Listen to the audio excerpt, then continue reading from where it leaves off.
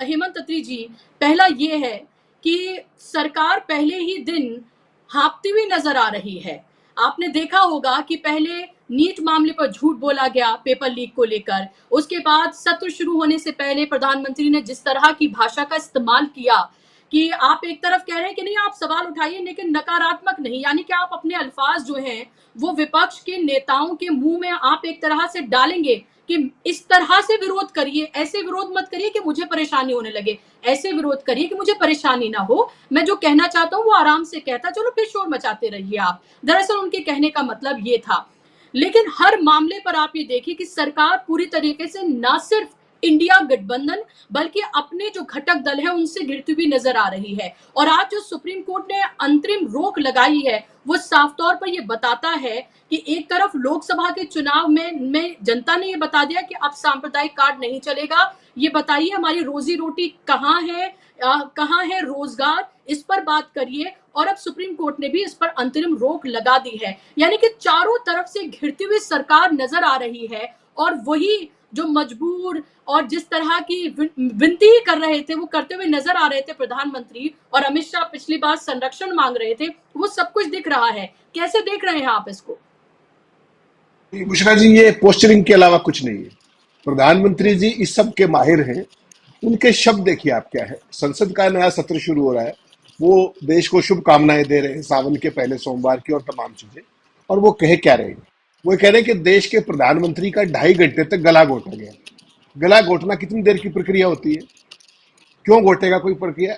विपक्ष के पास एक अधिकार है कि आप उनकी बात सुने, वो आपकी बात सुने। वो माहौल तो आपने 10 साल में छोड़ा ही नहीं।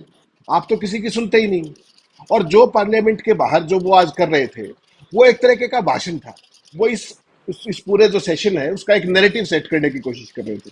आपको ध्यान होगा, मैंने आपको भेजा भी, 2013 के अंदर डॉक्टर मनमोहन सिंह को क्या कहा गया था बार बार बीजेपी के द्वारा? प्रधानमंत्री चोर है। लिखित में ये सब जगह आया है, ये प्रधानमंत्री चोर है। और मोदी जी को जायज मसलों पर जब विपक्ष सवाल पूछता है, उसका जवाब ना दे तो विपक्ष के पास ऑप्शन क्या है? क्या भारतीय जनता पार्टी के तत्कालीन नेता अरुण जेटली और सुषमा स्वराज ने संसद में होने वाले गतिरोध के लिए क्या सत्ता पक्ष को जिम्मेवार नहीं ठहराया था? जो रिकॉर्ड उन्होंने बनाए थे सत्ता के अंदर गतिरोध बनाने के, वो तो आज तक टूटे ही नहीं कभी। तो सवाल ये नहीं, देखिए हमारा ये मानना है कि संसद के अंदर गतिरोध नहीं होना चाहिए। संसद एक ऐसा मुद्दा, एक ऐसा प्लेटफॉर्म है जहां पर ना केवल कानून बनाए जाते हैं बल्कि देश के हर समसामयिक मुद्दे के ऊपर बहस होनी चाहिए, विचार होना चाहिए और देश के सामने पिक्चर क्लियर होनी चाहिए। हालत देखिए आप, जो इंट्रोडक्टरी सेशन था जिसमें शपथ हुई, राष्ट्रपति का अभिभाषण हुआ, नीट के ऊपर किसी भी चेयर ने बात होने दी क्या? राष्ट्रपति के अभिभाषण से ज्यादा जरूरी उसके दौरान अगर वो 1 घंटे की बहस कराते 2 घंटे की, तो क्या बुराई थी? और गला कौन घोट रहा है? विपक्ष घोट रहा है प्रधानमंत्री का। ये शब्द देखिए आप। चेयर क्या कर रही है, सत्ता पक्ष क्या कर रहा है, उसका जिक्र नहीं। दूसरा, जो आपने सुप्रीम कोर्ट का जिक्र किया, सुप्रीम कोर्ट का जो इंटरिम ऑर्डर आया है वो तो आना ही था, दैट वाज ओवरड्यू। मैं उस दिन भी आपको ये कह रहा था कि इस पे सुओ मोटो कॉग्निजेंस लेना चाहिए, स्वतः संज्ञान लेना चाहिए। चलो वो अपील पिटीशन आई, उन्होंने सो फैसला कर लिया, लेकिन ये बात यहां नहीं रुकनी चाहिए बुशरा जी। इंटरिम स्टे एक बात है, ये बुराई कैसे बढ़ती है इसको देखिए आप। एक मुजफ्फरनगर जिले से शुरू हुई बात 3 स्टेट्स में पहुंच गई और हाथों हाथ ली गई। किसने ली? पूरी उत्तर प्रदेश सरकार ने, उत्तराखंड सरकार ने और मध्य प्रदेश सरकार ने। तो मेरा व्यक्तिगत तौर पे ये मानना है कि सुप्रीम कोर्ट को इंटरिम स्टे तो एक बात है, इसमें जिन्होंने ये काम किया है उनके खिलाफ दंडात्मक कार्रवाई होनी चाहिए, चाहे वो अधिकारी है, चाहे कोई पॉलिटिशियन है, जो भी इसके अंदर इन्वॉल्व है। जिन्होंने देश की एकता और अखंडता को तोड़ने का काम, ये जो अपराध किया है, ये संविधान के प्रति अपराध था, ये देश के प्रति अपराध था, देश के मूल भावना जो है उसके खिलाफ अपराध था। तो केवल स्टे कर देने से काम नहीं होगा, इसमें दंडात्मक कार्रवाई होनी चाहिए, ये मेरा स्पष्ट मानना है, ताकि आगे के लिए भी नजीर बने कि कोई इस तरह की बेहूदगी ना करने की सोच पाए। देखिए मुजफ्फरनगर से जो बात शुरू हुई थी वो कहां कहां पहुंची, और इसको भी खेल समझना पड़ेगा हमें कि ये है क्या, कि जब आपके पास कुछ भी कहने को ना हो, सरकार के पास कुछ दिखाने को ना हो, तब आप क्या करते हैं? तब आप ये सांप्रदायिकता को ओढ़ लेते हैं, उसी को बिछाते हैं, उसी को दिखाते हैं। प्रधानमंत्री जी ने चुपके से कल एक चिट्ठी निकली है कि सरकारी कर्मचारी आरएसएस के अंदर भाग ले सकते हैं गतिविधियों के अंदर।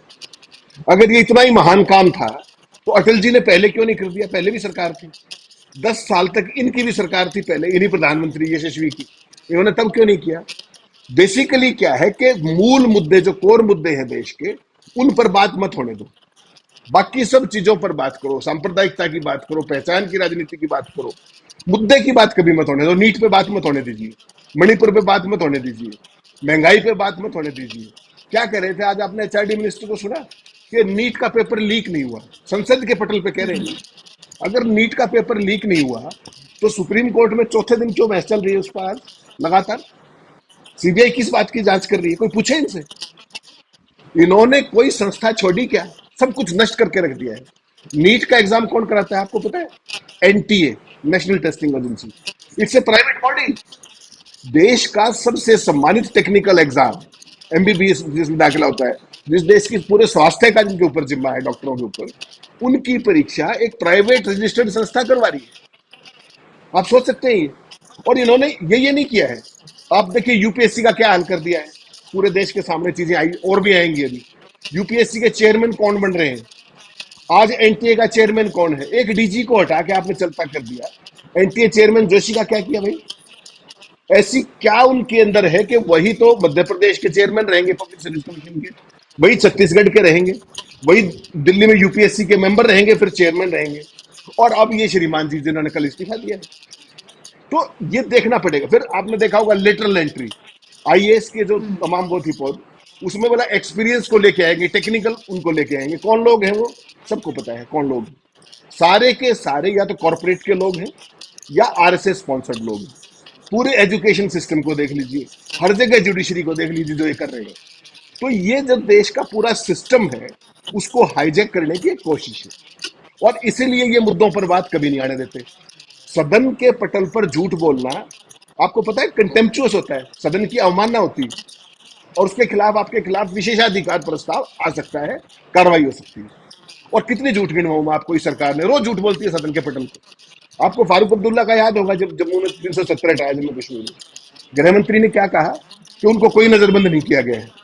और वहां फारूक अब्दुल्ला चीख चीख के क्या कह रहे थे कैमरों पे कि मेरे घर पे ताला लगा हुआ है, मैं नजरबंद। एक जी।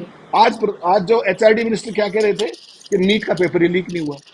और ऐसी तमाम चीजें रोज करते हैं सदन के पटल पर। ना चेयर को चिंता है ना कुछ और सत्ता पक्ष किसी भी तरह की अब्यूसिव लैंग्वेज यूज करे सदन के अंदर। आपको ध्यान होगा बसपा के सांसद के साथ क्या किया गया था, स्पीकर ने उसको नोटिस भी नहीं दिया। और प्रधानमंत्री जी क्या कह रहे हैं कि प्रधानमंत्री का गला दबाया गया। सोच के देखिए आप। तो ये एक विक्टिम कार्ड खेलने की जो मोदी जी की आदत है ना, वो बाज नहीं आ सकते। देखिए प्रधानमंत्री जो होता है ना, वो इस देश का सीईओ होता है। उसको मुद्दों पे बात करनी चाहिए, मेरिट पे बात करनी चाहिए, सच्चाई की बात करनी चाहिए। कभी डॉक्टर मनमोहन सिंह को आपने इस तरह की लफाजी या विक्टिम कार्ड खेलते हुए नहीं देखा हो? मैं गरीब हूं, मैं ओबीसी हूं, कुछ नहीं किया उन्होंने, अपने काम से काम। और ऐसे तमाम प्रधानमंत्री हुए। लेकिन चूंकि आपके पास दिखाने को कुछ नहीं है, तो आपके पास यही है। आपने एक 23-21 मिनट बात की पत्रकारों से, कोई सवाल लिया क्या? कभी लेते हैं सवाल? और नीचे एक पर्ची ले रखी थी, उसको पढ़ पढ़ के बोल रहे थे, आपने देखा होगा अगर विजुअल्स देखे। तो संसद का नया बजट सत्र शुरू हो रहा है, आप उसमें डायरेक्शन दीजिए ना। उसमें विक्टिम कार्ड क्यों खेल रहे? गला दबा दिया, ये कर दिया। गला तो सारा देश देख रहा है, 10 साल से किसने दबा रखा है? पूरे लोकतंत्र को किसने वो कर रखा है? मीडिया नहीं बोल सकता, ओपोजिशन नहीं बोल सकता, कोई कोई भी नहीं बोल सकता, और उसके बाद गला इनका दबा दिया। तो ये सारी चीजें हैं, मोदी जी दबाव में है। और अभी तक संख्या बल का दबाव है। अब उत्तर प्रदेश के 10 उपचुनाव आ जाएंगे, उसके बाद जम्मू कश्मीर, हरियाणा, उत्तराखंड, हरियाणा, महाराष्ट्र, झारखंड के चुनाव आएंगे। तो उस सारे को लेकर के वो दबाव है। और जो आपने बात कही कि स्पेशल पैकेज नहीं मिलेगा, ये आपको ध्यान होगा मैंने कब कहा था? कोई विशेष दर्जा नहीं देने वाले किसी को। उनको स्पीकर का पद नहीं दिया, उनको मंत्रालय में क्या मिला, उनका पैकेज का जवाब आ गया। और फिर भी देखिए वो इनके साथ ही लगे रहेंगे, क्योंकि वो सत्ता लोलुप लोग हैं। वो प्रदेश के हित के लिए नहीं आए, उनकी कोई विचारधारा नहीं, चाहे वो जेडीयू हो चाहे टीडीपी हो। ये आप ध्यान रखिएगा, उनको भी आज जवाब मिल गया। They have been trapped. आप चाहे नीतीश कुमार की बात कर लीजिए, चाहे इनकी बात कर लीजिए, चाहे आप आंध्रा की बात कर लीजिए, वो सारे के सारे एक खास तरह की ट्रैप में आ गए। और अब उनके पास निकलने का भी रास्ता बहुत आसान नहीं है, क्योंकि देखिए ये लोग सत्ता में है और इनके पास वो साम दाम दंड भेद सब कुछ है। जिसके ये माहिर हैं, ऑपरेशन लोटस, उसके लिए तमाम संसाधन, तमाम एजेंसियां, ये तो आप निश्चित मान के चलिए।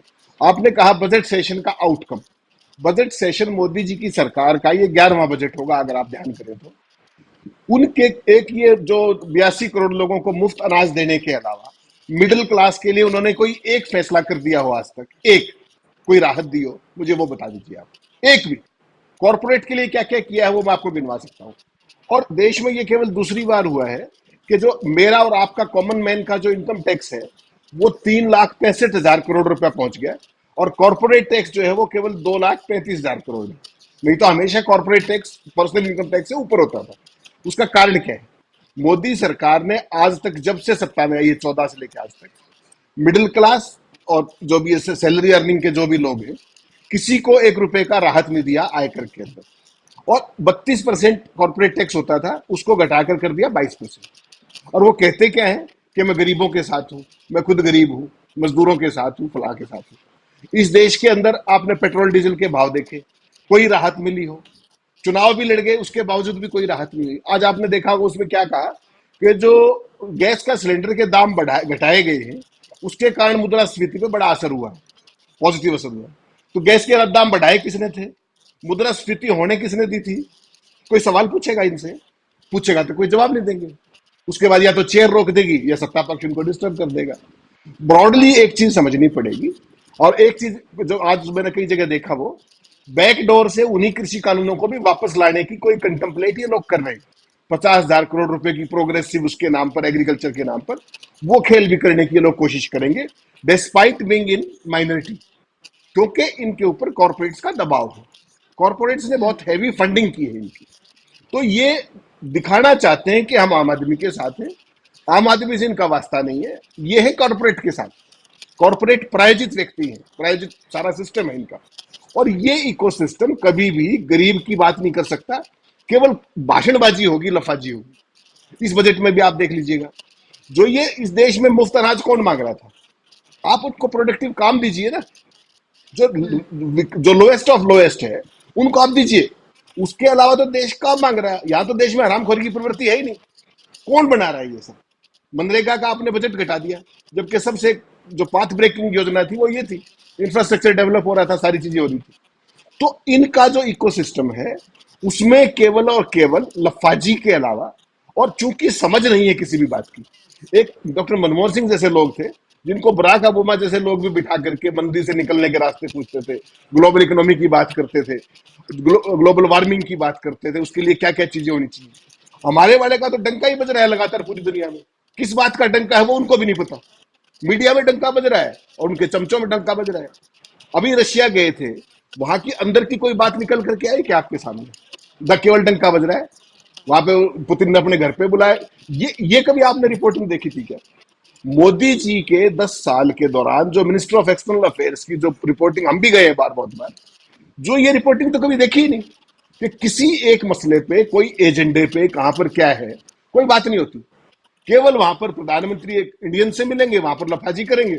उसके बाद जितने भी हमारे एम्बेसीज हैं उनको उस इवेंट मैनेजमेंट कंपनी का एक हिस्सा बना दिया गया है, आउटसोर्स कर दिया गया है कि मोदी जी का डंका बजाना है, पूरी दुनिया में ये दिखाना है।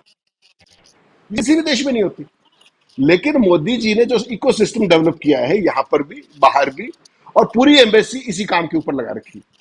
तो जो पार्लियामेंट का सेशन बजट के अंदर है, इसमें कोई बहुत लंबी चौड़ी आप उम्मीद मत कीजिएगा।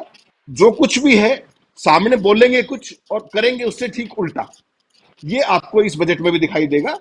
और कॉर्पोरेट को जितना इन्होंने दिया है, 14 लाख करोड़ रुपया कॉर्पोरेट टैक्स में इनको अभी तक रियायत मिल चुकी है।